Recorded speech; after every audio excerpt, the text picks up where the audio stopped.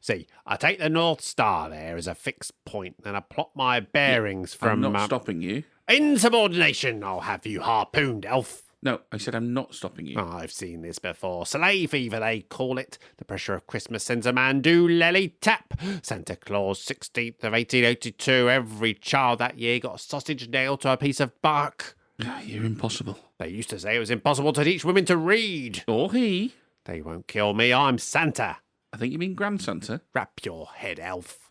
Right, for the love of God, shall we do one now? I'm in charge here, not Billy the bureaucrat.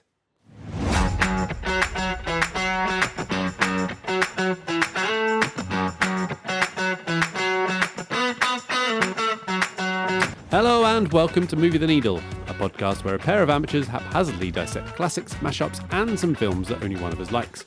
My name's Simon and I'm in our shed with my good friend Carl, where we'll be explaining our opposing viewpoints and seeing whether we can move the needle for one another. This week, we kick off December with a 2011 Christmas movie which sees Santa's clumsy son set out on a mission with his grandfather to right a wrong and ensure a young girl gets her present on time. Supersonic sleighs and rheumatoid ridden reindeer ensue. It's Arfa Christmas.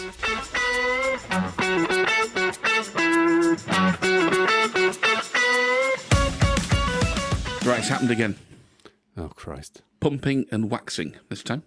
Pumping and waxing. Lyrical and... No. God, no. Pumping. No, I'm talking, of course, about our rancid TikTok algorithm. Oh. I don't know how it's happened, but again, I've been besieged by nudity. Right, yep. And weird. So, like, waxing, as in, like beauty salons. Right, got you, yeah. Like, really, really everything they can do except show you the goods. Like, really pushing it. And then breast pumping, which shows full on nipple that you can get away with it. As in like milk. Yeah, but not like these are blatantly not like expectant mothers. These are for people to. This is either they're leaning into the fetish, or this is just a way for them to get around the algorithm to then promote their fucking OnlyFans page or whatever. Yeah. So anyway, yeah, I don't know what I've done. That has come onto the timeline. And I have exacerbated it because, as before, when I was doing the Steve McManaman comment, we'll have a look, of course, we'll have a look. This time I've taken to commenting and going, I built this algorithm brick by brick, which I think is quite funny. And I've enjoyed commenting on it and all these videos, and I've got a few likes. But of course, that has the effect on meaning that we get served. We yes. More I mean, I don't look at it. Pumping and waxing. Cool. I mean, I'm trying to think, like, is there anything that we would have been talking about? I mean, there was a bit of a... I think sometimes the algorithm just decides to throw you up a bit of porn. And also, if it's not throwing up you a bit of porn, it's a bit of fash. Bit of blue for the dads, bit of fash for your granddad. Or your dad. Yeah, or your dad. Yeah, well, I'm quite old now, aren't I? So, yeah. Yeah. Or your dad, yeah. Cool. So there we go.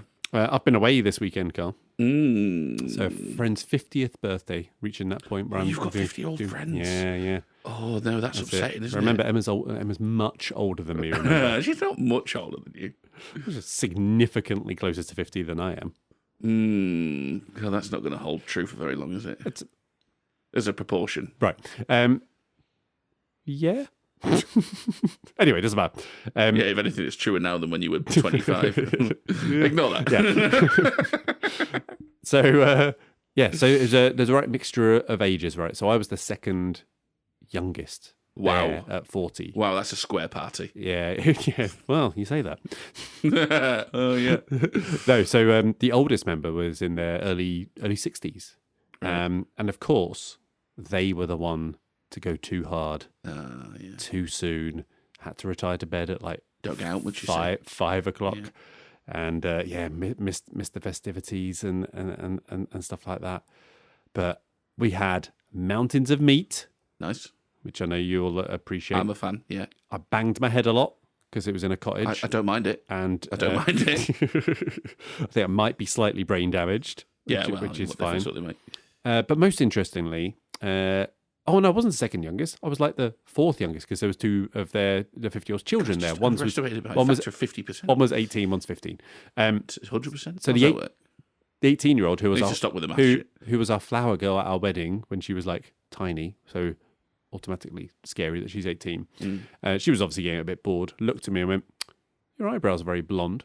I was like, Used to be ginger. She goes, "Can I draw them on?" Go on. How many did you have? yeah. Go on. So for the rest of the night, I had very thick eyebrows, which much to much amusement. Felt very, very expressive though. Yeah. Much more expressive. People can really frowning. If I could raise one, which I can't, I might have to teach myself. Are you familiar with the comedian Jim Owen? The Irish name fella. rings a bell. Yeah, Yeah, he does a good bit on eyebrows. You should, I recommend you check it out. Yeah. Just Google Jim Owen eyebrows. I was going to suggest you draw on the rest of my hair as well. But, thought that could look a bit odd. But yeah, You never thought about getting that done? You were just talking about how big time you are. What, the plugs? Rolling in the... Well, I mean, whatever it is they do in Turkey or whatever. No. No? I love not having hair. It's so Low easy. maintenance. Yeah. Fair enough. I'm quite comfortable with it. I was never a looker, Carl. It's not making much No, and of a I've difference. stated it was ginger before, so in many ways glad Not to be rid ginger. of it. Yeah. And was it not ginger? No. Was it not ginger? No. No, I think There's ginger bits. I mean, there's maybe that, but no, not full on, not full blown. How would you describe your complexion, Simon? Nothing wrong with being ginger, obviously. No. Oh, God, no. Some of my best friends are ginger, Yeah. So you can't be. so I can't. Ginger. Word is, Right, yeah. But yeah, how would I describe my haircut? Squirrel was No, your complexion, I was saying. my complexion. Yeah, pasty is Drawn. Let's cut to the... yeah, okay. Never mind. Anyway, taking it back to the podcast Yeah, must we? and steering me away from offending everyone else in pursuit of offending you. You just told me the game was called Half a Christmas and then said, get it, Yeah, which was funny yeah. because you were being ironic because, it's not hard to get, is it? No, Half a Christmas. half a Christmas. Sounds like Arthur Christmas. Does. Guess what I only just got on this rewatch? Oh no. Well, why is it called Arthur Christmas? Oh, you haven't got it either? No. Oh, this is lovely. Because Arthur Christmas sounds like Father Christmas. Arthur. Yeah, I suppose. Arthur. Father. Yeah. Arthur. Yeah, I suppose. Yeah, well, that does make sense. Yeah, it doesn't it? Because if that's not what they're going for, you fucking tell me what they were going for. Yeah, I've not really made that connection. Yeah. I did wonder Arthur was a bit of a weird name. Yeah, well, it's Father Christmas, isn't it? Yeah. Yeah. There you go. Oh, there, we're both stupid. That's good. Yeah. I'm glad that you got to have your episode on air, though. That's nice. Oh, yeah. I'm committed to the pod. Yes, good. Yeah. Carl, remember when you used to brew beer? I do. Funnily enough, Have you stopped doing that? I had a homebrew that I brewed Yeah. last night. No. It was the last one. Jamie, I gave it to Jamie like a year ago, and he was clearing it out of the back of his cupboard, going, I'm not going to drink that. Do you want it? He goes, yeah, fuck it, I'll drink it. Oh, right, okay. So for the audio listeners, which is everyone, I was looking around the room looking for my beer that he had not given me. That was why there was a Isn't that weird, though? silence. You've said that, and I literally had one last night. It was all right as well. I was just thinking, like, I think you should get back on it. Because it was some of the best beer I drank. Oh, that's nice. Because genuinely, it tasted like the beer I really like quite a lot of the time when you were doing like the proper IPA stuff. I mean, it was hit and miss like any home brewer, but yeah. I don't mind saying there was some good stuff in there. Remember when you used to do it for Christmas presents and things like that? Yeah. Oh, if only I'd mentioned this earlier and you had time to brew No, one the for problem Christmas. is, though, is that's the sort of activity I used to do Before instead a of this. podcast. Yeah. So Combine it, you can do a podcast, homebrew, we'd have to build another shed. get the label. Because you take over the kitchen for basically like 2 days. I'd have to build another shed. Well, you've done a path. I mean, you're halfway there. Well, I mean, I literally built this shed. I mean, that's like sort of that's the parallel I would have drawn. Like you've done it before, you've built a path. Anyway, doesn't matter. Yeah. Right. Talking about beer. Yes. Are you ready? Yes. Please do unveil the podcast ale. Oh, that was a very squeaky door. I hope that was picked up. Just remember this. It's in the house. In isn't it? the house. Yeah. I'll be back in a minute. Okay. I'm just gonna hear. We're gonna put little footsteps. Those slam door. Well, I am now. Yeah.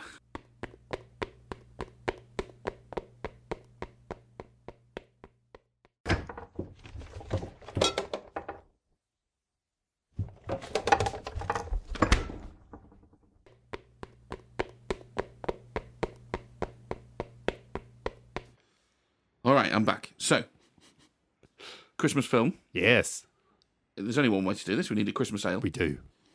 So we've got Marks and Spencer's Winter Ale, which promises to be festive and fruity. Oh, two of my favourite things. And I've got you a special glass to drink it in. More special than the Movie the Needle personalised glass.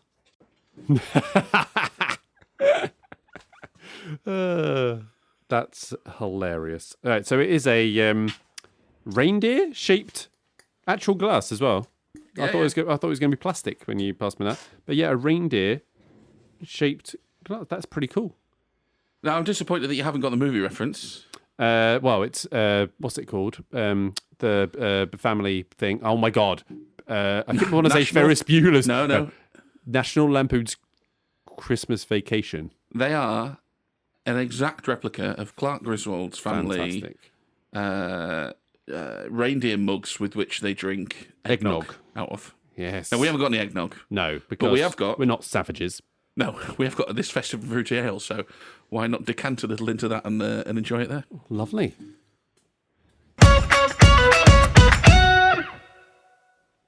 All right, let's introduce today's film, which is, of course, Arthur Christmas, because it sounds like Father Christmas. You get it? Yeah, you get it? Anyway, but before we talk about the film, Carl's very pleased with his reindeer goblet. Little goody grin on his face as he's sipping from it. It's very good. But anyway, a simple reminder of our... No, not simple reminder. Not just a reminder of our simple 5-point scale. Hell. Every week you think it can't get any more amateurish. I know, right? And here we are. You either really like it, you like it. You're ambivalent, you don't like it. Or you really don't like it. So, Carl, give me your general impression where you sit on the scale. My general impression of where I sit on the scale. No, so what are you going to guess? I was going to try and make this like kid-friendly and not use loads of swears so we could get it out there and You can't do that because we will ruin the magic of Christmas. So you want me to give you a general impression and then what you're going to guess? Where do you sit on the scale? On the simple 5-point scale. I like this film. Okay, well, I don't like this film, Carl. Why? Do you want to go first with why you like it? Yeah, go on then. God, I had a lot of serious stuff to talk about here. Serious? Wow. I don't know if I can be bothered. Can I be bothered? Fuck it, go on then. Because this is another episode where I'm going to talk about separating like good and bad versus like...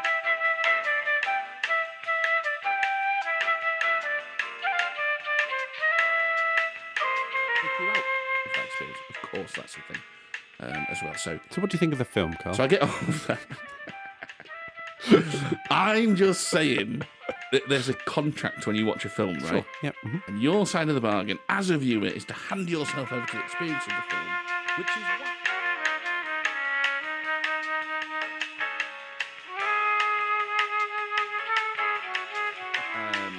But that's really not the point with these things. And the reason I've written all this fucking serious stuff down when we're talking about Arthur Bastard Christmas is because I don't want that to sound like a cop-out when I say, oh, it's not the point. Because I actually believe that that's not the point, and it speaks to how you should experience this stuff.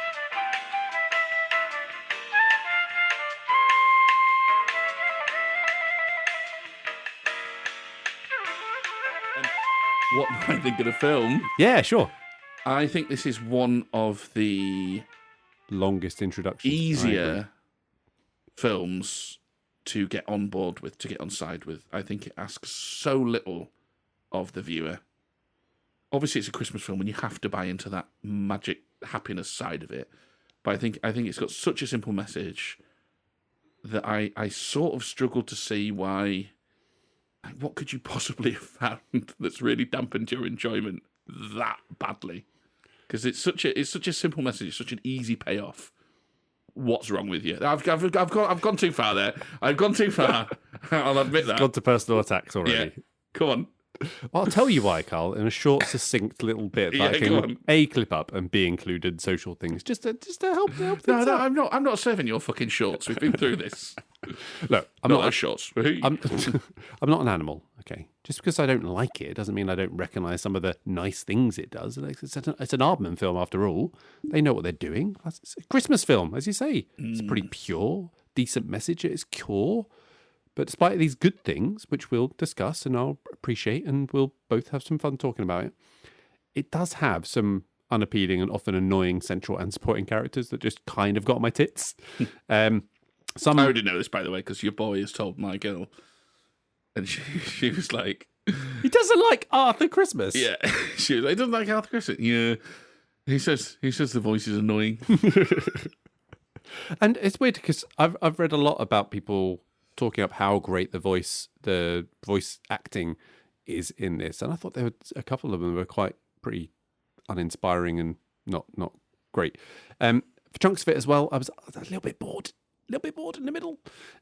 Plus, it being completely CG, it does lose some of that Aardman magic, and I know that's it's a little bit.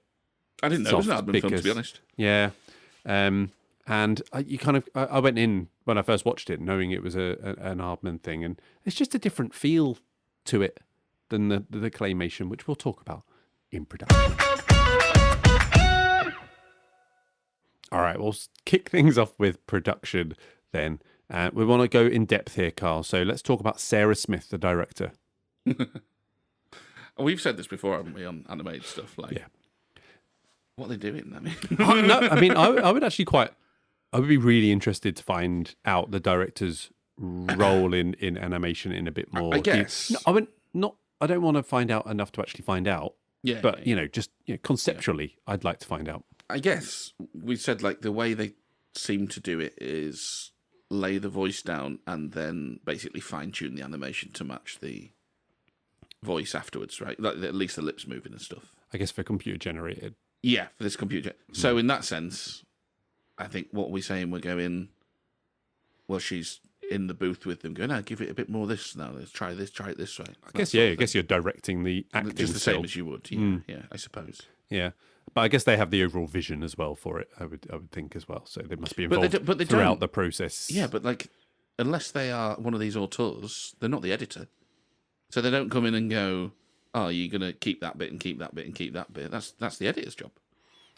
So yeah, it comes back to like, I don't know. Yeah, let's move on quickly before it's because like on a normal film they'd be going, I want this like this and this like this. What, they say that to the animators? And go, you need to draw me a thing in the background there. I don't like it's all black. I don't know. Yeah, no. I don't know. We're idiots. It's well trodden at this point. Yeah.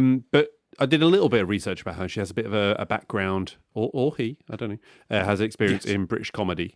Which I guess makes sense. Or he? Sarah Smith. Probably is a she. Yeah, probably. But, I don't want to label. Well, not in that way. I will label plenty of other things. But yeah, not really a lot to get into with the old director side of things. But British comedy background, do you think of this film as quintessentially British? Like, is it a very British thing? It's weird, actually. I've got some thoughts on that when we do cast. Yeah, I think I do. So I kind of thought that. And then I thought, why? What is about it that is the quintessential British? And it's basically just Grandad. I think it's basically just Grandad. Grandad would not work. Let's say you made this an American film. Yeah. Grandad wouldn't work if he was American. That's interesting. Yeah. And Grandad... Because there wasn't obviously a lot Arthur's the heart of the film, right? Delivering the message that underpins the story. But Grandad's the one that actually drives the film in terms of laughs and things. Oh, yeah.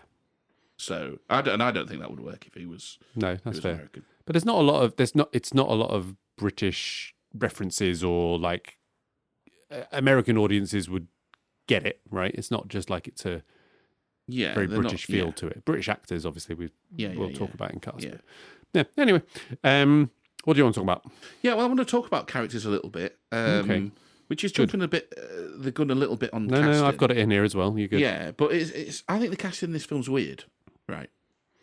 Because, as I've said, Grandad works as not just British but English. Grand Santa, actually, yeah, Grand Santa, yeah. Not Grandfather Christmas. just to be clear, which is why I didn't make the connection with Arthur Christmas, you see, 'cause it's not right there. Yeah, very good. Yeah, he works as a character. Steve, for instance, does not. No. He would have been better as a brash American. Yeah. Military type still. Well, it's military. It is the sort of embracing the future and progress and tech and sort of capitalism. It's kind of harking back a little bit, this film, to the Santa Claus, the Dudley Moore thing where they try to modernise Christmas and all the rest of it. There's elements of that in there. That would have been so much better as an American character.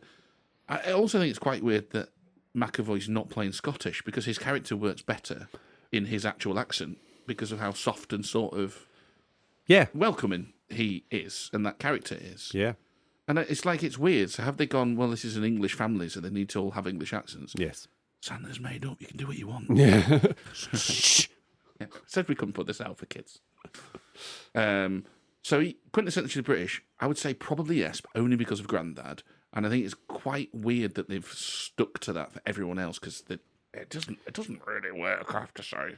Yeah, and I think that you've called out the kind of the characters that don't really hit for me were Steve and actually Arthur, and I think a lot of Arthur is to do with the voice side of it, because I found him a little irritating at times. Now he's got his wide-eyed innocence and enthusiasm for Christmas. I got that, but I don't know. It just got on my tits a little bit. Well, whereas other ones like that, where you've got the just pure enthusiasm for it, I can get on board and go with them. But I think you hate children. I think we're coming onto something here. We never know what his age is, but it's pretty clear that he's like the runt of the litter. He's the youngest. He's playing that sort of. I do want to have a bit of a sidebar about ages at some point. Yeah, I mean, you hate them because like every time we have a child actor in a film, not true. Well, it is, because your first observation is not always, irritating. well, they weren't a cunt, so that's good. As if the default position for children and child actors is they could. Well, exactly. There we go. And I think you've looked at Arthur and gone, "Oh God, he's a cunt." But because he's a child, first and foremost, I think the James McAvoy squeaky English voice, just I don't know, bit irritating, and we can come into who would have been better when we get to recasting. And also, I don't want to come across as racist here, but every single elf was different scales of irritating. Briny being at top of the scale, squeaky, not funny, often annoying. All the other ones, also squeaky, also quite annoying, also not very funny. And elves can be funny. We've seen that. Oh, it can be funny, are they? Sure. Why is that? Go on. They can be anything they want, Carl. Yeah. Elves, yeah. Anything they want to be. Apart from tall, can't be that. I knew this is where we were going. Oh dear, it's in Bruges all over again. But they're from all different nations. They're not all English. Interestingly, no. Yeah, they're from all over the shop. But Grand Santa, however, he's a delight, isn't he? Star of the film, Grand Santa. He's brilliant because he's like one of my favourite bits in the film. Is when he goes, "They won't eat me. I'm Santa." Which is said with no rhyme or reason, but entirely befitting of your unbelievably entitled reform voting grandparents, which is essentially what Grandad is. And I love his running battle with the elves as well. It's like, sure, they're helpful and all, but Brexit means Brexit. Well, you said they come from all over the shop, though. Yeah, Grandad's all too aware of that, isn't he, Grand Santa? He does have all the best lines. Yeah. I reckon I could watch a whole short film of just Grand Santa's adventures and dealings with get him into the everyday world and just set him loose. From about 25 minutes on, it is essentially Grand Santa. Yeah. But I'll just throw out a few of them. Forget Techno Tommy. He's texting on his calculator for after another job. That's good. It's not one I had down. I've got quite a few down. They used to say it was impossible to teach women to read. I've got that one down. What's that in response to? He says, "Oh, it's going to be impossible." Yeah, not impossible. Yeah. I mean, Grandalf and his mangy Rudolph are great. They are brilliant. Impossible to read. I really like the bit where he goes, "Oh, it won't balance a sleigh. No, if anything, it'll slow us down." And I love the bit as well, from a sort of production, sort of little nuance point of view, the way Arthur then just pulls the reindeer back. Well, why are we doing this? I've seen this before. Sleigh fever, they call it. The pressure of Christmas sends a man do lelly tap. Santa Claus, 1802, every child that year got a sausage nailed to a piece of bark. It's very good. Yeah, another one of my favourites is where he goes, the North Star's a fixed point. And, that's a plane. Insubordination. I'll have you harpooned. I had that one down. I was like... when they go off track, maybe we pull to the right a bit. We're a reindeer short. France, bonjour, où est la boulangerie? Other elephants in France, the odd stray, they breed in the drains. This way, buenos dias, hola. But yeah, no, countless. There is one, is it Brian E. delivers, I quite liked. When they're going off about, they'll say, you were the child that didn't get a present. There she goes. Alcoholic by the age of 9, run away from home, which I quite liked. I'd sort of take the point. It's hard to pick out what she's actually saying sometimes because it's so squeaky. But it was quite funny because then Grandad has to shut her up and switch it back to a more sort of... Wrap her head. I was delighted. Christmas. And I also quite like the snowman head, which is a more visual gag. When they crash and Arthur gets the snowman head on his head. His head is just a ball of snow at that point. Yeah. When they're playing the sleigh. And there's just a nice little moment when it hangs and then he sort of turns his head. And at that point, it's like the grumpy expression on the snowman is like not very happy. Expressing its displeasure. It's like the snowman is expressing its displeasure at that point. I do have no recollection of this. It was just like, moment. It was your simple guy. There's a thing on his snowman. It was just that little second and little turn, which is just like, oh, now we get to enjoy the snowman's impression. And it's expressing its displeasure. Overall, I mean, I think a lot of this is going to rest on cast and voice performance. Overall, I quite liked the script, if you call it that, because there were a lot of decent little jokes. I mean, Grand Santa, obviously is driving that. But I thought it was all right. Yeah, I think if you didn't have Grand Santa, well, Grand Santa just stole. He took the whole thing. There's not a lot for the others to get in terms of the humour. There's not a lot else to share around. No. They're different and different types of humour that they try and do as well. I actually thought that Mrs. Santa actually got a few decent lines of just like the knowing, experienced old dear who's just like. I think at the end she literally just goes like, "Oh, men," which was coming from the get go. Yeah. It's like, at some point and she does come through with it. She's just like, "Oh, men, what you like," sort of thing. But it is no Christmas 1923. Had a heart attack at the Rains. Left ventricle popped out my mouth. Pushed it back down and carried on. Yeah. Proper Brexit granddad again, just lying.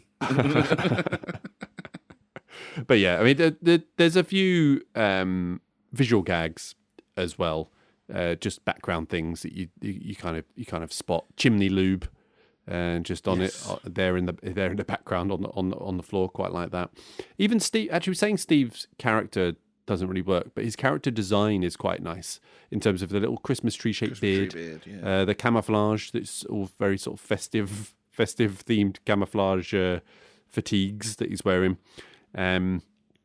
The old reindeer as well, the old Rudolph, Rudolph is just brilliant. The old reindeer is great, and his slippers are awesome. Yes. Because it's the fact that the eyes move independently. Yeah, right? Yeah. His slippers are absolutely awesome. Some of that stuff is good. I would actually say the animation in this overall is quite lackluster. Yeah, it's very animation by numbers, I guess. Yeah. There's nothing really that strikes and stands out. It doesn't really matter. It doesn't dampen my enjoyment, but it's certainly not elevating everything. And it's certainly not a Wallace and Gromit claymation or a Chicken Run or anything. And you know where you get the thing, I guess, that it really... You're so good right now. Thanks. Just holding my reindeer out like a big tart. By its antlers as you wait to finish your thought. Your other hand doing the gesticulating as you speak. Brilliant. Well, so... If you had a Santa hat on right now, oh my word. So what I was going to say was that the difference between the sort of CG animation and like the Aardman claymation stuff is just how busy the CG animation is. Uh-huh. And like everything, there's just so much going on all the time in the background and stuff like that, which obviously you can't do quite so much in the claymation. It's a bit more straightforward and clean and simple, and it still feels rich and it's interesting. And what's the thing where you can touch it? Real? No. Tactile. Oh yes. And stuff which obviously you get for it, but with the computer generated animation, and not all CG animation, but this in particular, it's just a little bit flat and a bit meh. Which is fine, doesn't matter. Sorry, I thought what you were saying was it was busier in the background than the claymation stuff, because I wouldn't describe this film as busy in the background. No? I mean, there's bits in the spaceship where there's obviously a lot going on, but it's all the same shit over and over, like desks, like rows of desks and all the rest of it. For the most part, I thought this was pretty sparse, because they're either up in the sky. Whenever they do a landscape, like they come into a landing spot, a village or whatever, it's just like seemingly in the middle of nowhere as well. There's nothing else. I don't know. I'm pretty unimpressed by the animation, to be honest with you. And I don't like the character design either. I don't know what that's... Oh, how they look, you mean? Yeah. Big noses. Big noses, massive long faces, and sort of like all gangly. I don't know. Yeah. Don't get it. What's it going just for? Described me. Well, I don't like it. Make it stop. Yeah. Anything on how it sounds or anything apart from Justin Bieber song over the end credits, which should die a horrible, painful death? No, nothing on sound. Why would they get him to do? Why? But yeah, I only noticed the score a couple of times, and it was at the end with the sort of the big emotional payoff bit. But which didn't quite work for me, but not because of the score, just because of stuff that we'll get to largely. But yeah, some other visual gags and nice touches as well. I did quite like the dead rat and the bugle when they're blowing it out, just the way it just falls out. Little adult references like the autosave switched off, a reference to the Cuban Missile Crisis as well, which you don't get in every kid's film. And of course, Shaun the Sheep turning up as well. Where was that? He just stood on him. It was just a toy, and it stood on a Shaun the Sheep, which I just like that little stuff. But my favourite one was Steve's cue card when he was about to do his acceptance, what he thought would be his acceptance speech of taking on Santa, where it just had 1, what a surprise; 2, humbled, moved, etc. 3, new era; 4, take over Easter. Just a nice little Easter egg thing, literally there. Could have done with more of that stuff. Yeah, a few more sight gags. Yeah. Which you definitely get with the claymation stuff. They put in a lot of those ones because it's just there. Budget wise, Carl, 100 mil. Wow. A lot of that's got to be going on cast, surely. Yeah, they are all known actors, but they're not. It goes deep as well, though. Like a lot of the elves. All of the elves are people you've heard of. Yeah. And some of the random American characters, like Eva Longoria is in it. Why? Yeah. Why do you bother? Why do you need to put Eva Longoria? Somebody Mexican. Sure. Is she Mexican? Is she one of the elves, or is she a Mexican mum or something? I think she's one of the humans. Is she Mexican? Fucking hell. I don't know. But anyway, it made 151 million worldwide, so probably making a loss overall, I guess, once you factor in all of the advertising and marketing, etc. What about the length, Carl? What do you think of the length? Texas, is that close enough? Are we happy with that? Texas, yeah, which is pretty close to Mexico, to be fair. Shares a border. Right, what are you saying? Length. Yeah, fine. It was like hour 40, isn't it? 1 hour 37, yeah. Good. Still, right in the pocket. I mean, it is, in theory, but it still felt a little bit flabby around the middle. Bored in the middle. I don't think I share that. Yeah, a little bit. Well, which we'll get into in plot where it went a little bit off the rails. What else you got for production? Anything? Nothing for production. All right, let's move on to the game, Carl. You want a game? I would love a game. All right. Yeah, I think so. But just physical humour. I like it whenever anyone hurts themselves and it's not me. It's funny. I know what you're talking about. Yeah. So trying to raise the finger, and you fingered the desk there, didn't you? Fingered the wrong thing. You did. Anyway, so the game. Arthur Christmas sounds like Arthur Christmas, if you say it in a Mockney accent. Yeah. Also sounds a bit like Father Christmas. I don't know if you'd noticed, Carl, but it's play on that. But that is the accent I tend to slip into if I'm around a few Southerners. And Arthur Christmas. That inspired this game, which is 10 questions relating to half... Do a Steptoe impression. A Christmas movie. I'm 40 years old. What are you talking about? Steptoe. You've not seen Steptoe? Son? Oh yeah, but like not. Just put "Ooh Harold" on the end of your Cockney with your Cockney voice. Arthur Christmas Harold, say that. Arfa Christmas Harold. Oh, Harold. Oh, Harold. Yeah. Right. Anyway, So, can you just Sorry. behave? So that inspired this game, which is 10 questions relating to half a Christmas movie. Play the song.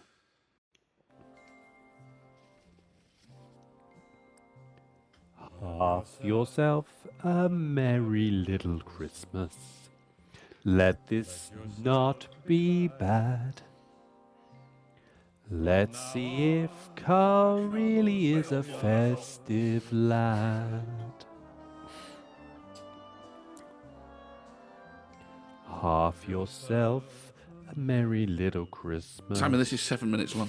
Beat this fiendish game.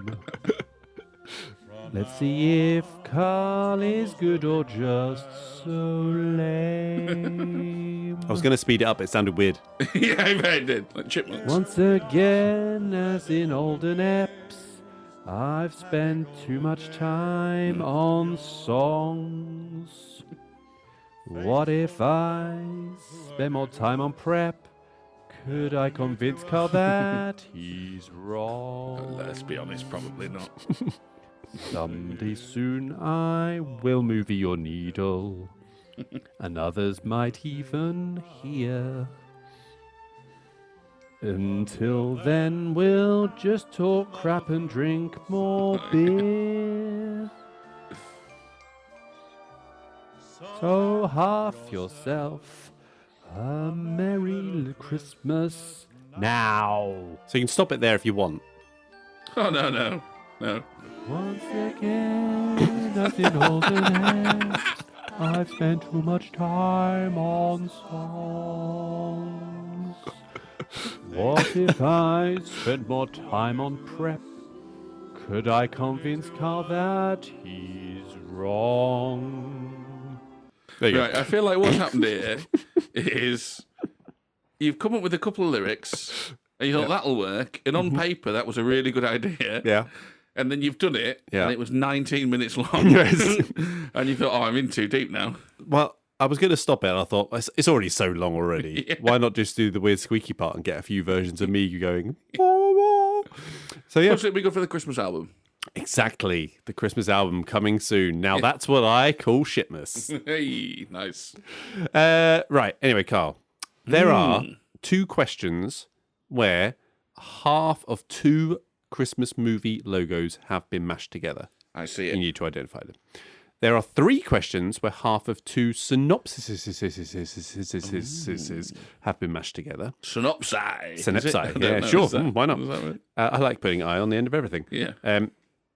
There are 3 questions where half the movie poster is obscured, and 2 questions where half of a famous movie quote has been hidden. Okay? Oh, which I've not sent you. I will send you those in a sec. So all you have to do is name all of the films. Okay, good. Simple, right? And I know quite a lot of this is visual. Yeah. So what you'll have to do, dear listeners, is get on the old Insta, get on the old YouTube, and you'll be able to see these along with Carl. But he'll smash it. Getting on the YouTube, of course, also help you beat your child. Yes, beat my child. Come Because, you know, as we've said before, you hate children. So, number 1, Carl. Yes. Open up image 1. I've got number 1 2 titles Yep. mashed together. Do you know what they are? I do. The top half there is Love Actually. Correct. And underneath it says, which is Holdovers. The Holdovers. Yeah, so Love Actually and The Holdovers. Well done. Okay, so now you move on to synopsis. Ooh. 2 synopsi.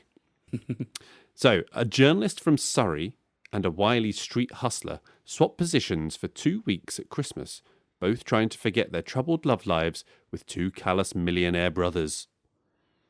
A journalist from Surrey. Oh, is that what he was? And who's he swapped places with? A wily street hustler. A wily street hustler. Okay, then carry on. Millionaire Brothers. The wily street hustler swap positions for 2 weeks at Christmas, both trying to forget their troubled love lives with 2 callous millionaire brothers. It's quite a mash. Yeah, I don't get the Millionaire Brothers bit. That doesn't happen in both films. It doesn't happen in both films. It happens in one of the films. Okay. And then I've mashed them together, so it's Well, half. I think you've got the The holiday game is in half there. of yes. So think you've half got the is the holiday in holiday. Yeah, there. the other Yeah. half comes from another film. It's the Wiley Street Hustler Mm. we need. Christmas movie, so you know, Yeah. narrows it down. Yeah. Oh, is this? Oh, we were talking about this yesterday. Yeah, I know. We were talking about a lot of these films yesterday. Yeah, we were. And I said, is it that one? It wasn't that one. Oh, crap, I can't remember. So I'll go with, I'm pretty sure you said it was the wrong answer. No, No, I was just Do you going want to take a guess? It's a Wonderful Life. It's not that. But it's not that. It's Trading Places. yes, that was it. So yeah, okay, right. Next one. You should. Sorry, that took way too long. You should. You should have a poster that has been obscured. You see that as your next one? I can, yeah. Yes. So half of the movie poster has been obscured. Can you identify what the poster is for? Yeah, I think it's a Santa Claus. It is the Santa Claus. Very good. Well done. You are a festive lad so far. Okay, now I'm going to read out a somewhat hidden quote to you. And you're going to have to identify what the Christmas film is. So I'm just going to say the word blank, okay? Where there's a blank and... Yep. Honey, do blank, think I blank. Thousands of blank lights if blank sure the blank was plugged in. Yeah, I mean, obviously, lights. Don't think you'll know Battle of the Bulbs. So it's not that one. That's a thing? Yeah, it's Daniel Stern in it. Oh, nice. Yeah. Didn't recognise his scream, did you? No, that's true. I didn't. Go back to our Scream episode. Yeah. Is that Deck the Halls or is that National Lampoon's Christmas Vacation? Let's have the quote again. Honey, do blank, think I blank. Thousands of blank lights if blank sure the blank was plugged in. It's got to be National Lampoon's Christmas It Vacation. is National Lampoon's Christmas Vacation. Honey, do you honestly think I would check thousands of tiny little lights if I wasn't sure the extension cord was plugged in? Yeah. Well done. All right, image number 2, Carl, of the 2 Christmas movies mashed together. What are they? You've got there the top half of Gremlins. Yes. And you've got the bottom half of Klaus. Klaus! Wonderful movie. Ah, Klaus. Yes, I need to watch that again, actually. I've only seen it once. Yeah. Did enjoy it. Okay, I think I've sent you another movie poster where half of it has been hidden. Oh, you did. Are you trying to be a clever cunt here? Because this looks to me like it might be... well, I mean, that looks very much like a mullet, so I'm going to go for Lethal Weapon. It is Lethal Weapon. Yeah. Comfortable that being called a Christmas movie? No, I think we should need to have that chat sometime about alternate Christmas movies. Yeah, I mean, you said it was more of a Christmas movie if you were going to be I don't want to down derail for the Die game, but we can't leave that alone. Let's pick that up immediately after the game. Okay, fine. Right. Okay. Synopsis number 2. So 2 halves. Yeah. A miserable, cynical television con man and his partner pose as Santa and 3 spirits bearing a troubled kid on Christmas Eve. I mean, Scrooged. Scrooged, Straight off the bat. Yep. I mean, isn't that just all Scrooged? So a miserable, cynical television con man and his partner pose as Santa and 3 spirits bearing a troubled kid on Christmas Eve. Who's posing as Santa then? Is this going to be Bad Santa? Because I've not seen it. It is Bad Santa. Yes, you've not seen it? Not all the way through. Not, of course. Okay, cool. Yes, well done. You got Bad Santa. So, next quote. Okay. Every time blank, an angel gets blank.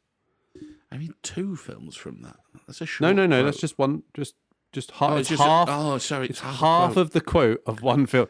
You've forgotten the rules again, haven't you? Half a Christmas. It's Elf, isn't it? It's not. It's a Wonderful Life. Every time a bell rings, an angel gets his wings. Now, he might also say that in Elf. But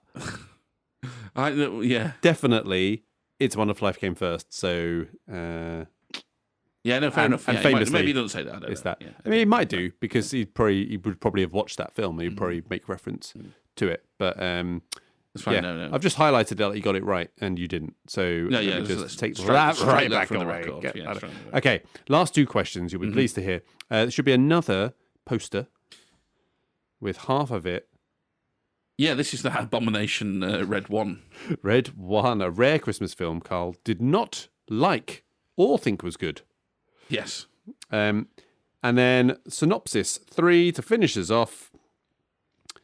He says, can't find it. An elite team of mercenaries travel from the North Pole to New York City to meet a disgruntled Santa Claus who doesn't know he exists and must take them out to save some Christmas spirit. Oh, hang on, you cunt. Elite team of mercenaries. Right, let's have the thing again. An elite team of mercenaries travel from the North Pole to New York City to meet a disgruntled... It's not Die Hard. To meet a disgruntled okay. So I thought Santa you were Claus going who there. doesn't know he exists and must... I've only put one non-Christmas Yeah, film in. okay. Oh, that's what you And must take them out to save some Christmas spirit. Can I push you for an answer, Carl? If you... Yeah, I don't know. So, it's half of Violent Night Not seen it. and half of Elf. So he travels from the North Pole to New York City to meet a disgruntled, whatever is thing. Dad. Yep, who doesn't know he exists. Okay. And it saves some Christmas spirit. And the other one is Violent Night, where it's the elite team of mercenaries who gets a disgruntled Santa and he has to save Christmas. Not seen it. So not bad. You got 1, 2, well, 1.5, 2.5, 3.5, 4.5, 5.5, 6.5, 7.5 out of a number, but I didn't add up first. Good. That's half of Christmas. What grade did they get? Did you do that? No, I didn't do that. Oh, good. All right. Okay, that was good. Thanks. No, No, I enjoyed that. Right, fucking Lethal Weapon, honestly. No, talking about films that signal what they are, so that you can, as a viewer, get into the right frame of mind. Again, you just look fantastic with that mug, with that glass. Lovely. Cheers. The alternative Christmas film is one that doesn't do that, right? That's got to be a film that manages to deliver a Christmas message, feeling whatever, but hasn't signalled itself as a Christmas film. Yeah. Not just I a film don't that's set actually at have any Christmas. examples of that, but maybe we can try that'd and be one. a What good I will say, and why I wanted to get this on record, Die Hard isn't one of them. Yes. So I think we have that on record. Your Die Hard, but I'm gonna bucket the people who say it is. I'm just gonna go a bit further. Cunts, not cunts. Is that what you're saying? No, it's a different flavour of cunt, really. So like the Die Hard as a Christmas film started as a joke, right? That's a fact. If you Google it and you read about it, it starts as a joke. Nobody seriously thought that Die Hard was a Christmas film. It was literally because he says ho ho ho, now I have a machine gun, right? It was an ironic joke. What's happened since then is now people are, well, this is where you fall into two camps, right? You either are still doing the joke, which makes you boring, because that's a very, very, very... wasn't that funny in the first place? Just to be clear, dear listener, we're not talking about you. We're not talking about you. If you do, we don't I know mean I am you. talking about you. No, we don't mean you. We mean those other people. No, those other I'm people talking don't about listen you. to Don't the listen podcast. to him. I'm talking about you. If you're still doing that joke, that makes you boring, right? Or what's happened now is we've got a second flavour of dickhead who is sincerely arguing for a joke now at this point. They are sincerely saying, well, yeah, it's Christmas is about family and the reunite. No! So you're either boring or you're thick. And just to be clear, dear listener, choose. if you're one of the second camp, we don't mean you. Yeah, We don't mean you. I want to be really clear. You. No. Because you listen to the podcast, so therefore you can't be a dickhead. Yeah. Just thinking of my listenership that I know of. Is that true? Yeah, no, but I forget what I And just that's said. not a thing. I love Die Hard. Great film. But it's not a Christmas film. And it's not a funny joke anymore. And please don't be thick and say that it is a Christmas film. But no, seriously. So Lethal Weapon is maybe one with a better shout. bit more of a Christmassy thing, because there is actually proper family. he goes, theme to that, he sees them not at Christmas, but like in the Christmas time, and there's a bit thing about kind family. of the thing that and, starts to pull him out of his depression, isn't it? yeah. So I think that's quite a nice Christmas message buried in there. Not specific to Christmas, of course, family, but it is one of the occasions that's absolutely synonymous with family. Yeah. Yeah, struggling to think of any more off the top of my head. We'll be thinking that's what the victory's for. Maybe over this month we should try and think of some of these genuinely alternative Christmas films where they don't signal themselves as a Christmas film, but there's a real heartfelt message. Now, do they have to be set in and around Christmas in order for that to work? Yeah, it's interesting, that, isn't it? I don't know. Can you have a Christmas film, nothing to do with Christmas? No, I don't. But it's a Christmas. It's like, this is a Christmas. No. You watch this at Christmas, it will just hit the spot.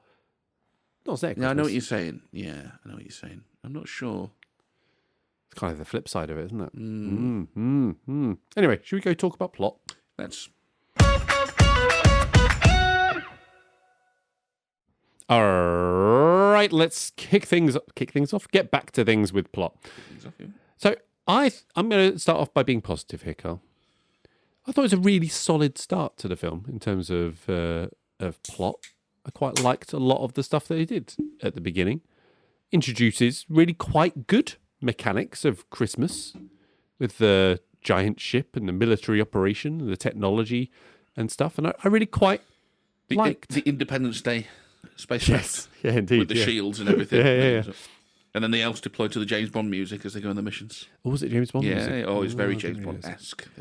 And I thought the really nice touch was just having Santa as an absolute relic, that he's basically just a ceremonial piece that they just bring in just to place it's funny one you should present say that, per because country. my first note on plot is they're a bit like the royal family, aren't they, the bastards? Indeed. Yeah. I mean, it's very Charles and Queen, isn't it? In terms of why won't you die? Or retire, whatever. Yeah. Turns out die. But yeah, I thought the whole military side of things was great. Not something I've seen in another Christmas film in terms of how they have done that with the elves being like the foot soldiers and that's where the elves are fun, I think. Yeah. There's these little minions who, like you say, in the military that go off and just get the mission done. Yeah. I thought it was quite I thought it was a really fun opening, and like the initial sort of delivery in Germany, giving all the information about the different interpretation of Christmas and things, a lot of which is wrong, but it's fine. I didn't notice. Just from they do like a national dish, sausage. But it's great fun. Gentle humour. Ends with the elf putting the toilet seat down. Just a nice little touch. And then you have, I'm not sure if this, I got a bit confused of when this came, but when they were doing the operation to remove the battery from the toy and then the subsequent getaway. Again, just a nice, light, funny, good stuff.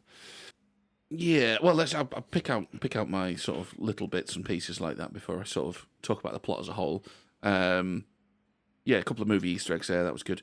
Granddaddy's Funny, his hatred of elves is funny. Grand Santa, given that, it was Santa. Brexit, though, innit? Send him back. The best bit in the plot for me is when Arthur gives a chihuahua a slipper to fuck. That was very funny. He likes your slippers more than you do. And then he just opens the window back and goes, "Merry Christmas."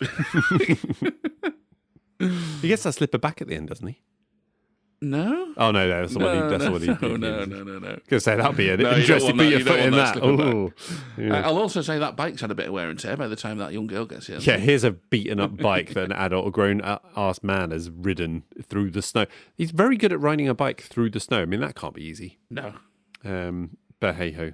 I did quite enjoy the Christmas being treated like a business, down to the metrics being constantly measured, and Steve not seeing the magic in it all.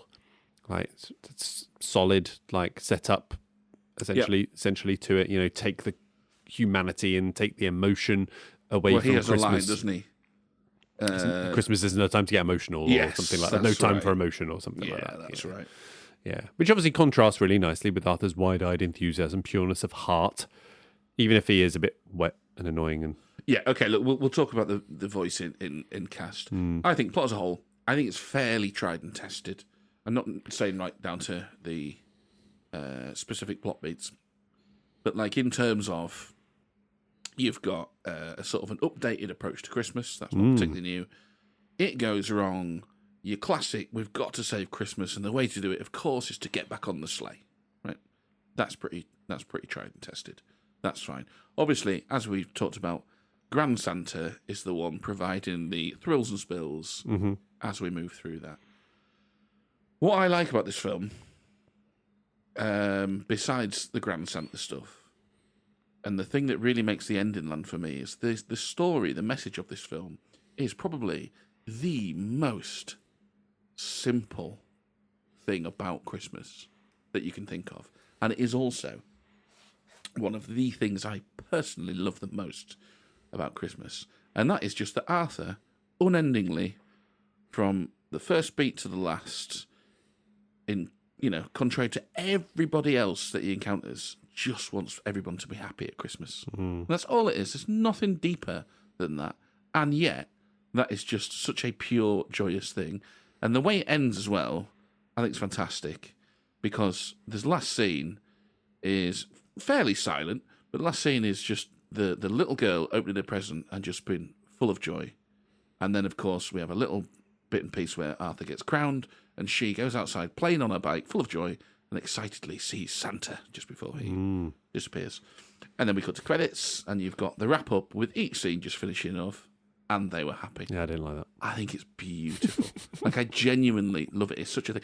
And the thing is, right... Were they unhappy? Well, they were sort of bickering. They'd not quite found the place. But it doesn't matter, right? It's not you're not supposed to go back and go, were they ever really unhappy? I mean, how privileged were they to begin with? I mean, oh my God. That's not a point, is it? You're supposed to just go, oh, that's nice. And it is all about... I mean, we see most of these built around kids in it, which Christmas is, let's be honest. Built around kids and just seeing kids, I think it's beautiful. I think it's absolutely beautiful. That is a thing on Christmas Day that I will enjoy the most. It's the thing I remember the most. My fondest memories of Christmas, just being so excited and delighted on Christmas Day. So, is that because it happens before you start drinking, so you can actually remember it? When I was a child, I'm sorry. Yeah, I mean I didn't have like a massive problem with the and our happy ending. It felt a little bit unnecessary, like it's almost kind of wrapped up, but also like getting to the point of just like, and they're happy. But as I say, were they unhappy before? Was that a big thing? But I guess but that angle, I hadn't thought of it before in terms of that's all Arthur wants. So essentially, it's just like he's achieved his goal. It's right, and like I'm a real sycophant for Christmas, right? And like I. Sort of annoys me when people are performatively grumpy about Christmas. Let's be fair, there are plenty of reasons why people don't enjoy Christmas, like real reasons. I mean, bloody hell, my family, my wife's side, in recent years, Christmas Day in particular is nearly exclusively associated with death, right? And that's a thing for people and estranged families and all the rest of it, right? So there are genuine reasons. But to me, that is the thing I love most about Christmas. It is just so simple as everyone's just a bit happier. You go around, people are making more of an effort. Even something as simple as, if you went to the pub on any other time of the year and it was as busy as they get at Christmas, you'd be like, oh, fuck this. Let's go somewhere else. But for some reason, at Christmas, it's just like, oh yeah, it's buzzing in here. Isn't it? Like everybody's in just a bit of a better mood. So I love it. So I think it's a really, really simple message. It really, really resonates with me. And I loved the ending. I thought it was absolutely beautiful. And part of that is the fatherhood thing, because that's the bit I'm gonna look at. I mean, do you never do that? Do you never just do you never sit back and just go, oh, I'm happy? Like in fleeting moments. I'm not talking about your general state of mind, right? When you're on holiday or something, or maybe you've got you have just those moments, just like, oh. Yeah, you just sit back and you just go, oh, I'm happy. You just feel like you're really winning at life in those moments. You must do that, right? I'm winning at life every day, mate. Look at me. That is the moment I had when I watched her open a present, and she's just joyful. I just, that's lovely. And that's the message of this film. Question is, does his voice get in the way enough for you to be like, fuck that girl? Yeah, maybe. I like that. But no. I get fucking hell.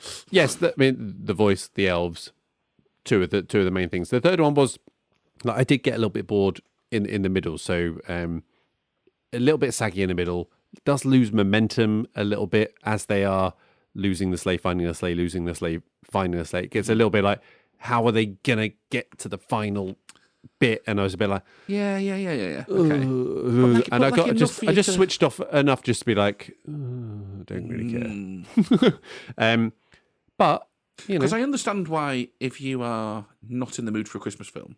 Oh, I'm always in the mood for a Christmas. But that's what I mean. Like, I understand if you're not in the mood for a Christmas film, you watch this, that scene's not going to land, the film's not going to land, you're going to be, I get that.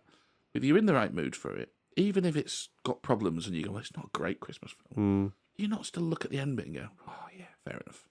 I don't know.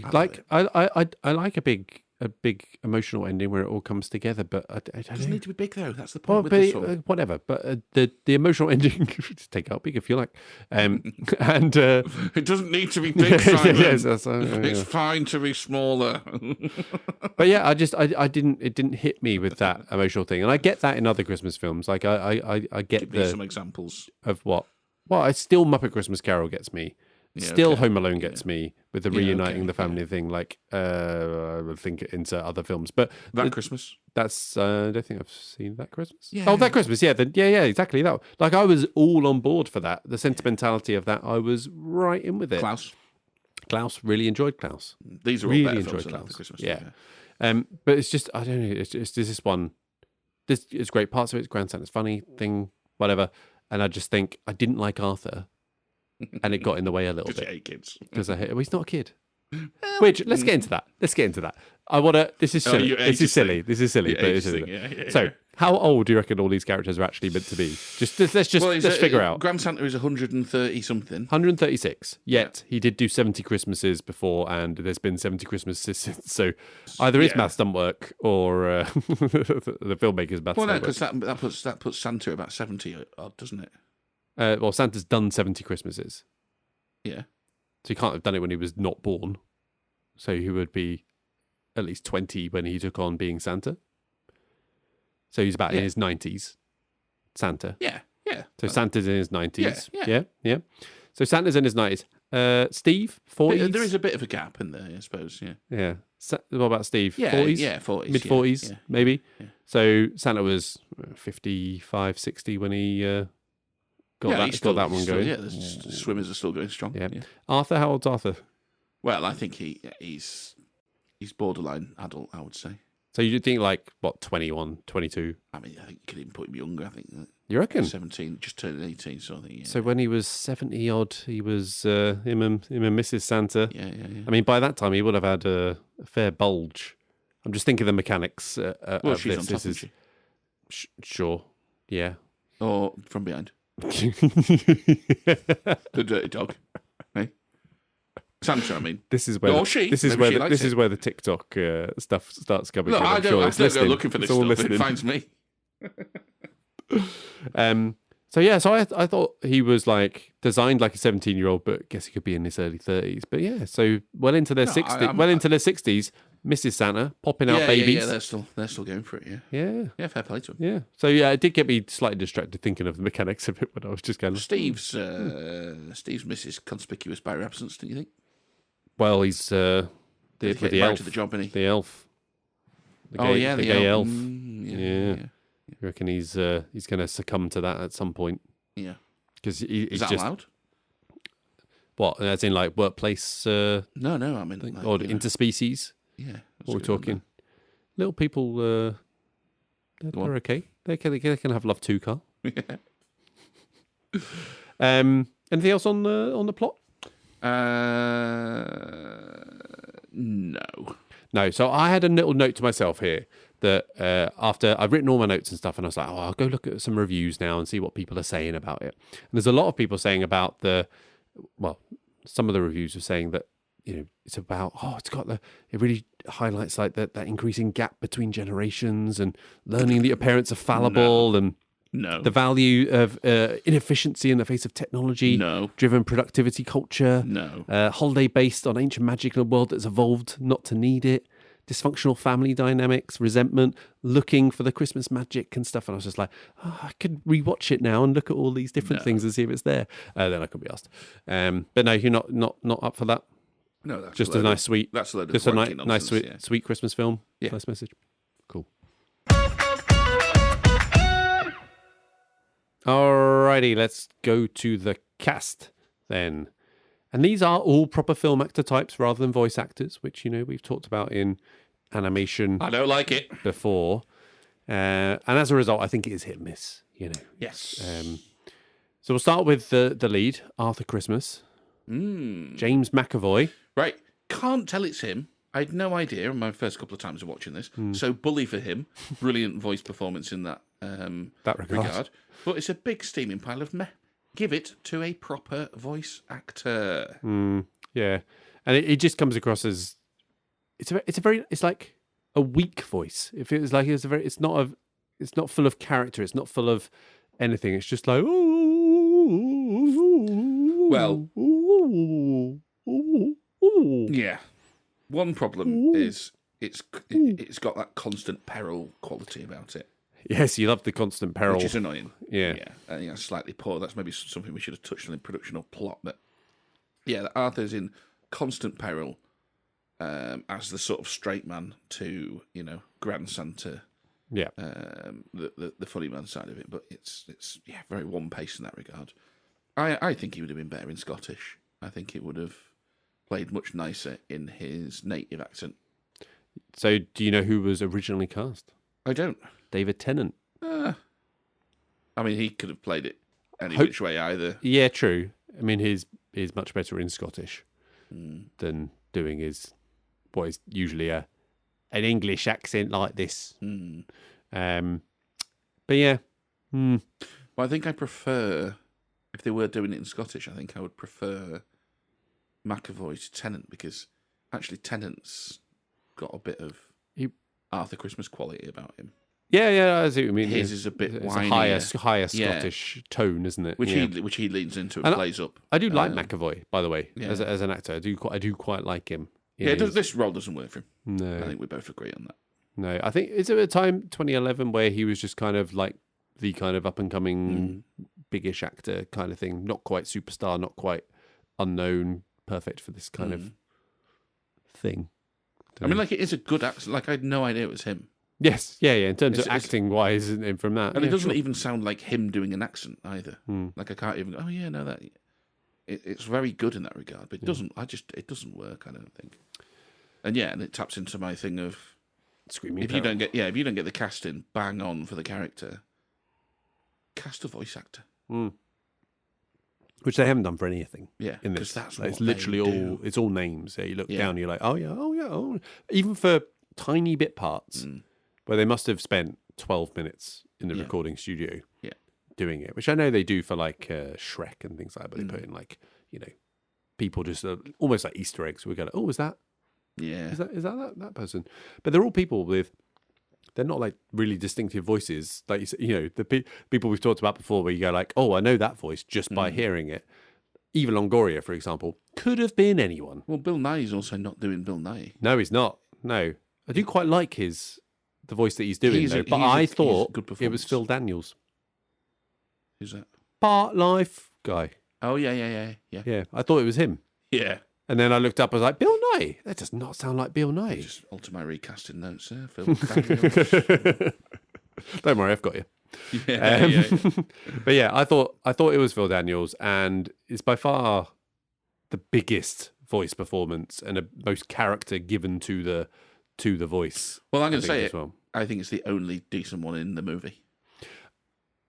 I will say that Jim Broadbent does a nice. He's a nice Santery tone to him. I mean, Santa in this movie doesn't really do a lot. I think he's a bit rubbish. Yeah, I think he's a bit rubbish. Oh, I thought he was like one of the better ones. If you were to order, it'd be Grand Santa and Santa, and then beyond that, it's like me. It is a really, really pale Jim Broadbent because he should have been big. much more bumbling. He should have been much more bumbling to lean into what Jim Broadbent does really well. I just thought it was a bit rubbish. Like Hugh Laurie as Steve, rubbish. Yeah, agreed. He's just kind of a smart ass, but he's so boring and devoid of any character. It just doesn't work. Again, and Hugh Laurie can do, yeah. You've seen him in bloody hell.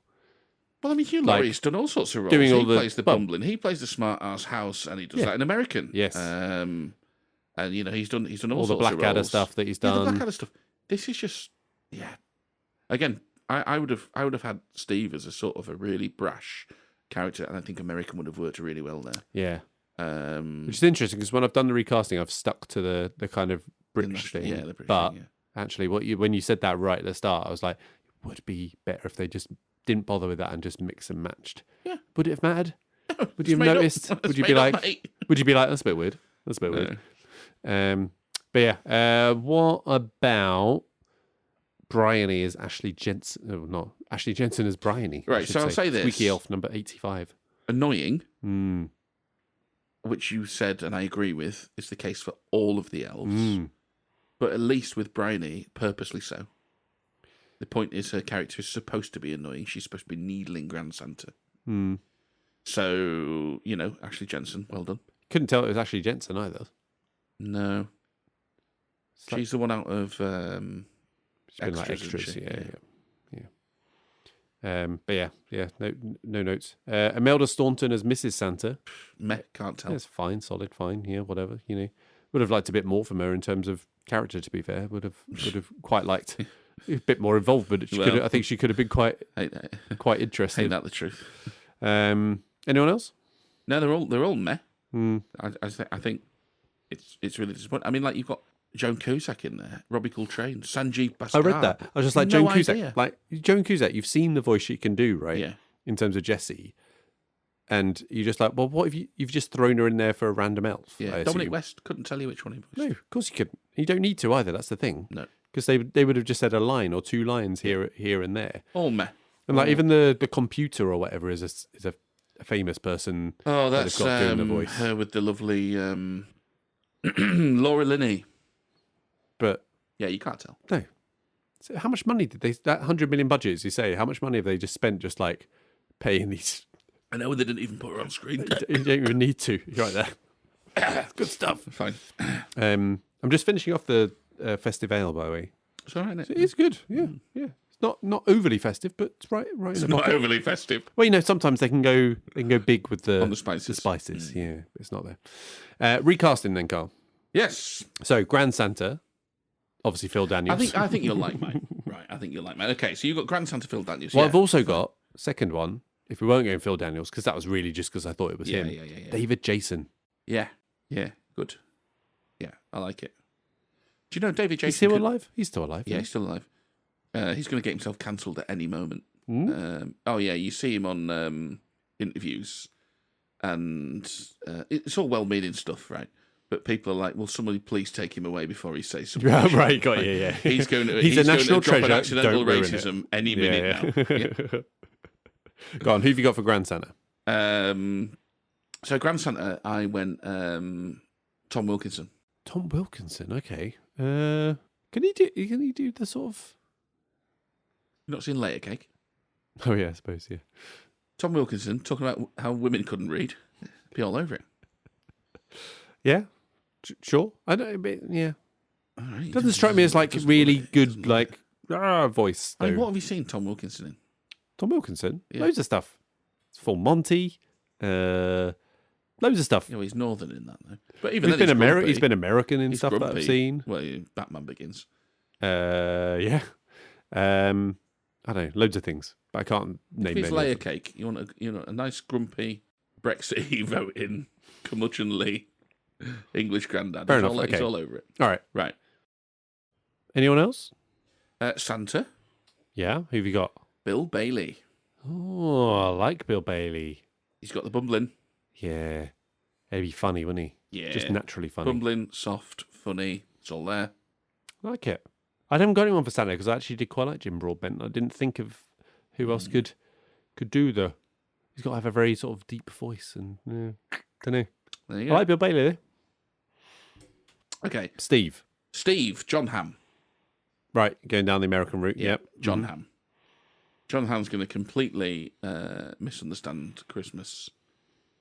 And it's all about serving his own agenda. And then, by the way, Steve's a dickhead because he's going to wash his hands of it Yeah. halfway through. Do you know who I've got? Well, of course you don't, because I haven't told you. Yeah. Stupid question.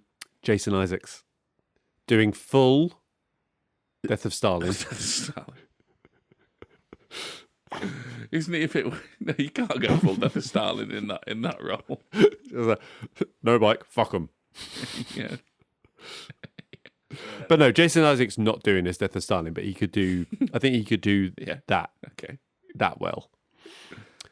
Arthur? Well, he sounds exactly like Ryan Cartwright. Who's Ryan Cartwright? Did you ever watch The Grimleys? No. Oh. Northern thing? No.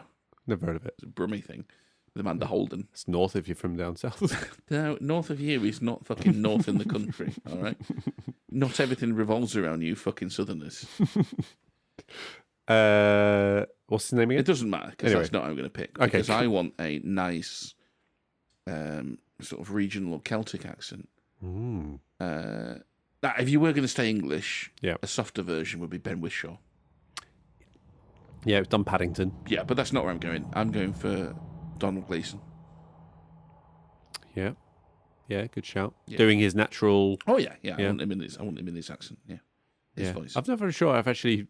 Well, no, I have, but not very often you hear him in his actual Irish. Black Mirror. Yeah, that's TV, mate. Don't watch it.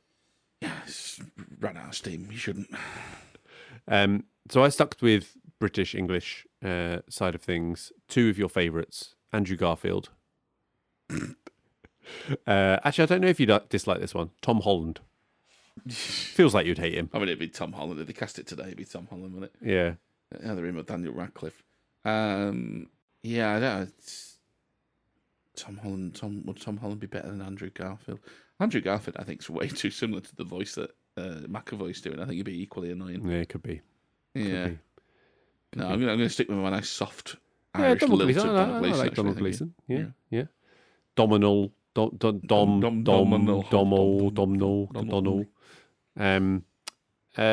else you got? Mrs. Santa? Yeah, I do Mrs. Santa. Yeah, I want Brenda Blethyn. Oh yeah. So Olivia Colman, I went. Yeah, it would be Olivia Colman if it would be today. Yeah. But Brenda, I can never say her surname. Brenda Blethyn, Blethyn. surely. Brenda Blethyn. Brenda Blethyn. Brenda Blethyn. What's wrong with you? I keep wanting to put an R on it. Brenda Blethyn. Brenda Brethyn. Brenda Blethyn. Blenda Brethyn. No, Brenda Blethyn. Blender. No, Brenda. Brenda. Brenda. Blethyn. Brethyn. Blethyn. Brethyn. Yeah, if he's doing it a bit, it's rubbish. It's like the Die Hard thing all over again. Anyone else you got? Yes. Elves, all of them. Joe Pesci for all the elves. Yes, fucking yes. For all of them. Yes. Why not? Yeah, because they're all chattering away anyway. Yeah. How fucking hilarious would it be if it was just Joe Pesci talking to himself and there'd be fights kicking off? Brilliant. Yeah. Oh. You fucking talking to me? Yeah. That wasn't him, by the way. No, I know that's not him. Yeah. No. That was Al Pacino. Yeah, that was Al. Yeah. Tell you did the voice. I think that's going to be released. Just to be clear. Wait. Yeah, what did we even do then? No, was it? No, why would we be talking about Robert De Niro? I don't know. I can't remember why we were talking about that. But just to be clear, I know the difference. It's a callback or call forward to an episode. I'm not sure which. Why were we talking about Robert De Niro and Al Pacino? Don't know. Anyway. I like Joe. I love Joe Pesci as Joe Pesci is all the elves. Yeah. And I don't want him doing like different voices. I want him to do his voice for all of the elves. Yeah. Just read all of the lines in that. Yeah, because they're all the same, aren't they? Yeah, well, yeah, exactly. That's what you're saying, isn't it? Yeah, that's what. Yeah, that's all what the same, aren't they? Yeah. Fuck's sake. Okay, Carl. Any changes? A section where we each come up with up to 3 changes. What have we got? How many? Well, have we got? I've either got many or one. Depends how you look at it. It kind of is recasting, yeah. I kind of think that... Oh, I tell you what, I have got a separate one. Grand Santa should swear. We don't need to be dropping C-bombs. Right. Fs? I don't think we need to go that far. Bs. But we can have a couple of bastards. Mm. You do it in your Grand Santa voice. Yeah. Put together, insubordination, I'll harpoon you bastard. Yeah, I'll harpoon you bastard. Perfect, yeah. Like one of them, brilliant. Loads of bloodies. Or ruddies. Or bloomings. Ruddies, yeah, something like that. Yeah, ruddies and bloomings. Oh, that just reminds me of Father Christmas now, and now I'm right there. Grand Santa should just a bit of blue. Just a bit of blue. I like it. Yeah. It would only make him better. It would just be a Grand Santa yeah, film, even more than it already is. Yeah. So mine is largely just the revoicing of a lot of the characters, which we've kind of covered. But the second one would be, which I guess is kind of related, but making the elves less irritating and squeaky, or just give lean them into some... it, Joe Pesci. Yeah, all that. But just like, I think there's so many of them. They're fucking everywhere, mate. Yeah. What should we do with them? Like Grand Santa's got a few ideas. But I think they tried to throw in a few lines, but I think none of the elf lines were any good. none of the funny lines really were funny, and it's like elves, they've got the potential to really add some humour to it, especially when they're interacting with like straight-laced Steve and things like that. And it just didn't. And Arthur isn't funny, right? He's not not playing it for laughs. Yeah, it's straight man. So any time that they could have thrown in loads more humour there, and I think that would have just helped bring it along a bit. Yes, I agree. There's a missed opportunity with the elves. Any more? Nope.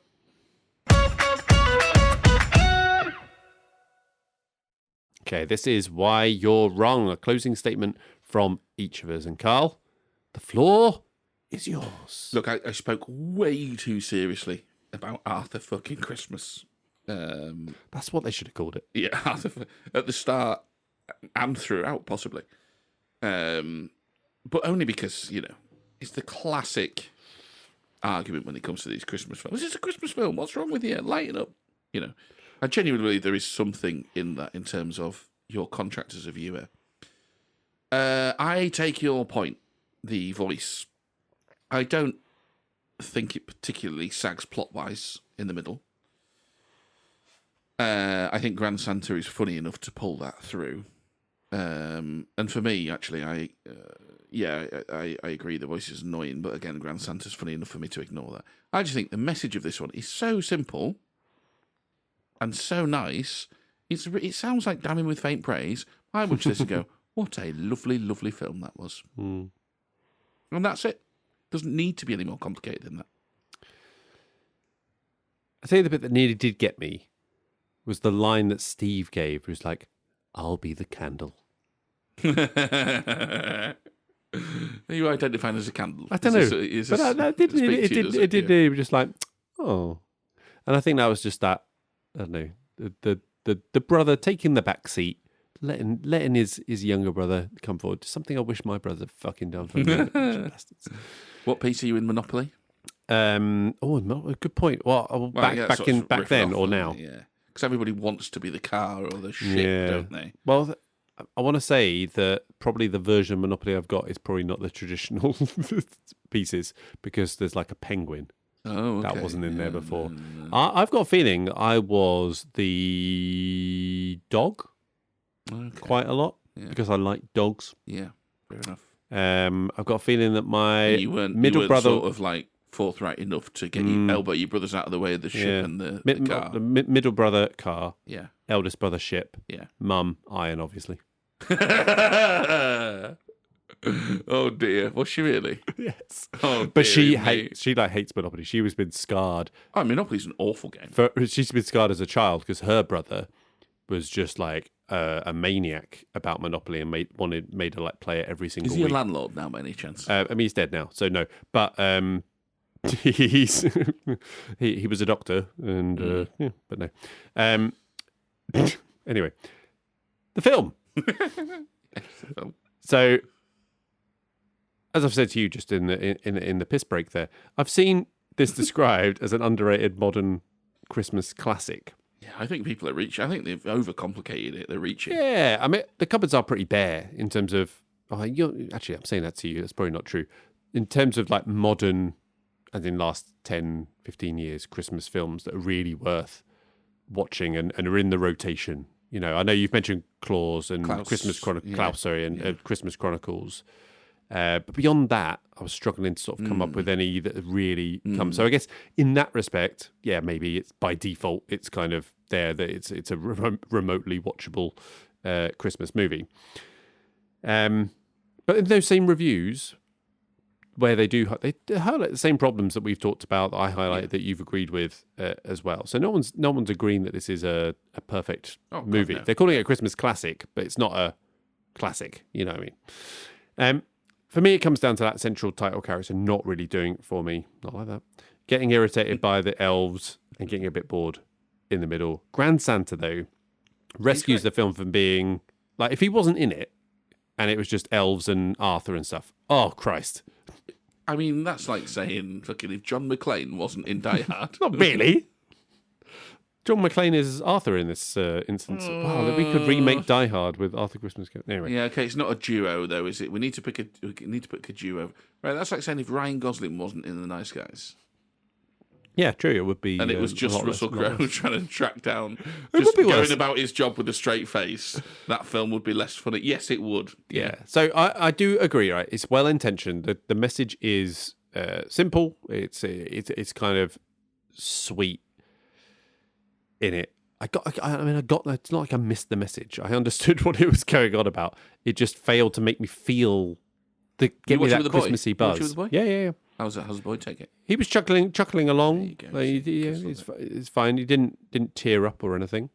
Not like at the end of Traitors. Jesus, I did, but I'd had 3 cans, which I think I've worked out is that the optimum crying? I think that's the perfect amount to take the cynical edge off. Mm. And I genuinely, I'm not joking, I genuinely love the ending, watching the kid and being happy. Yeah, because that's a moment I can relate to.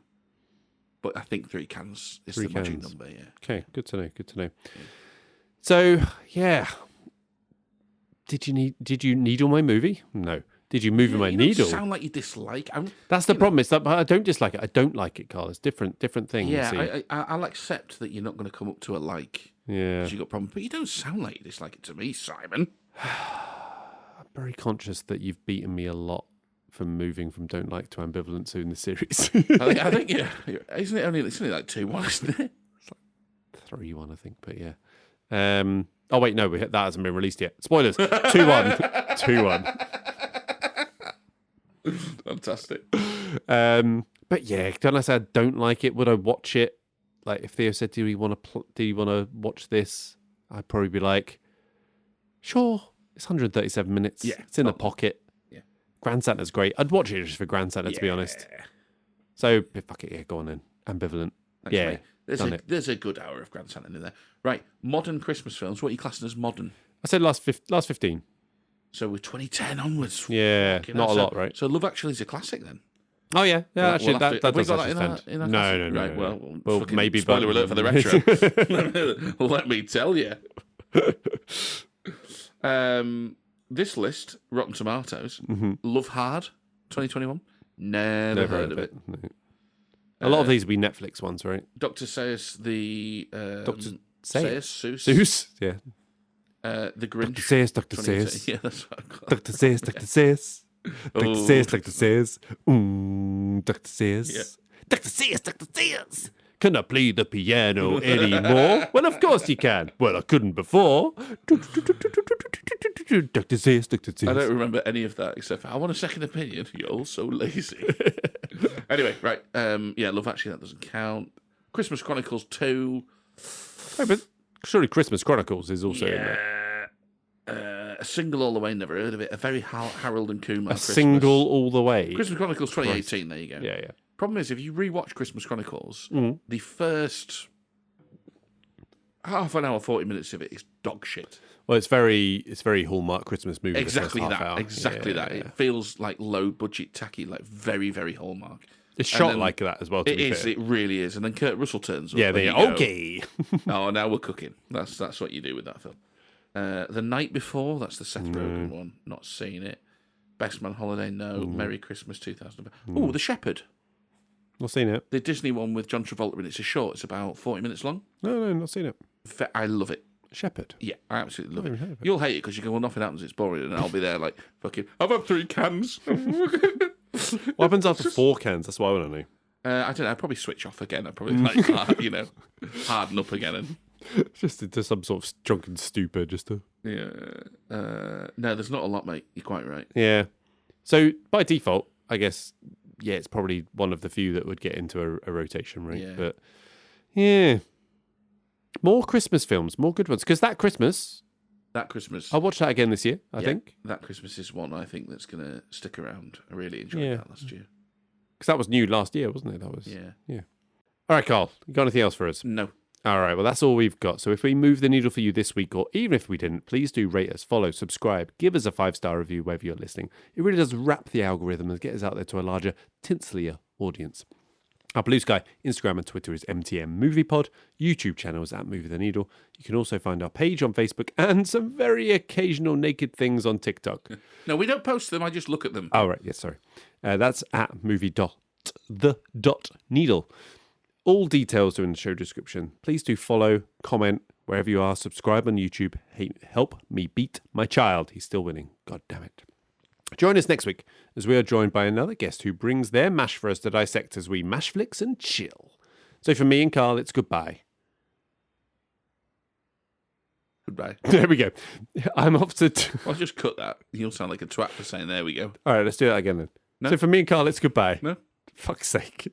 I'm off to don my Christmas pajamas and plan my screenplay for the next Mission Impossible. Working title, Mission Impossible, Teaching Women to Read. Goodbye.